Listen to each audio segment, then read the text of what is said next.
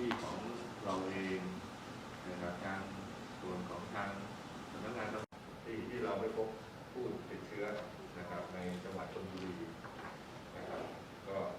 นั้นพอมีผลกระทบโดยภาพรวมเนี่ยก็จะทำให้มีในส่วนของท่านจะเห็นอย่างที่เราได้มีภาพโดยรวมที่ขึ้นอยู่ในเรื่องของการปิดคัดกรองของเมืองพัทยาที่ผมเรียนนะครับมีเรื่องของการปิดจุดคัดกรองก็นักท่องเที่ยวทั้งชาวไทยชาวต่างชาติไปต่อร้านค่อนข้างที่จะ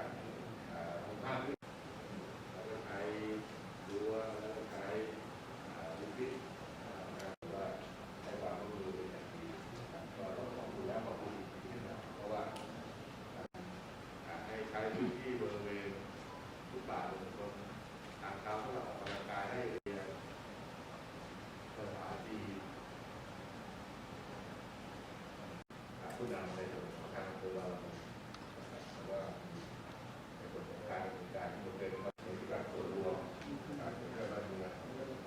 เรามาช่วยกัน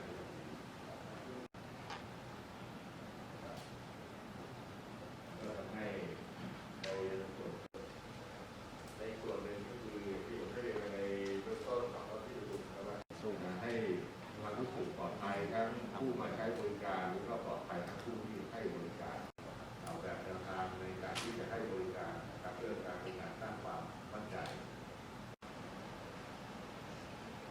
เราใช้คนประมาณวันละประมาณ2 วันใช้ก็ถือว่ามันจะเป็นในลักษณะประมาณที่ในเขาไว้การในขั้นต่อไปเรียกว่าพักผ่อนหย่อนใจในชายหาดนะครับบริเวณชายหาดก็เป็นสิ่งที่ดีต้องขอบคุณท่านนายกนะครับแล้วก็ทางทีมงานนะครับที่ก็มีคำถามเยอะมากเลยครับตั้งแต่ก่อนมาว่าโอ้ชายหาดยาว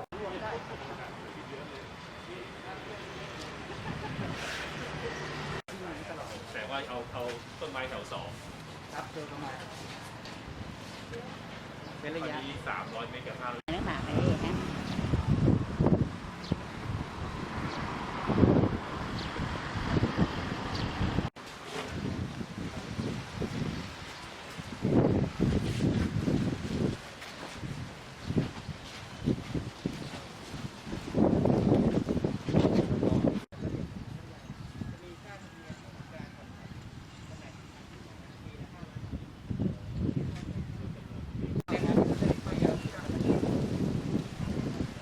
9 เมตรครับลึกลงไปเป็น7 เมตรครับ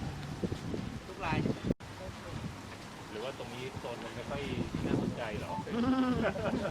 แล้วเราจะมีการก็จอดรถเดินข้างมาเนี่ย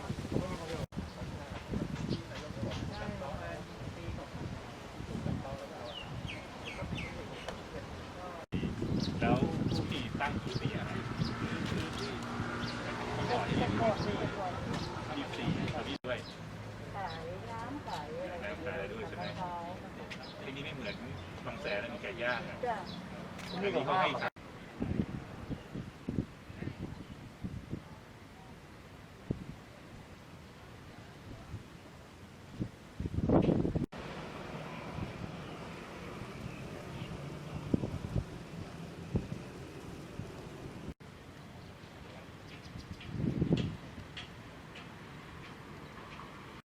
มีคนเอาเหล้ามากินเองเยอะไหมไม่ใช่ต้องไม่ใจทำยังไงต้องไม่ใจให้เราใช่ไหมคะ ไม่มีค่ะ เพราะตอนนี้มันมี2 อย่างอะถ้าใครไม่ใครชนะก็เขียนเอา ไม่ได้สักบาท แต่ว่ามันดีมันไม่ได้ไปไหนไม่เดินไปไหนว่ามันจะง่าย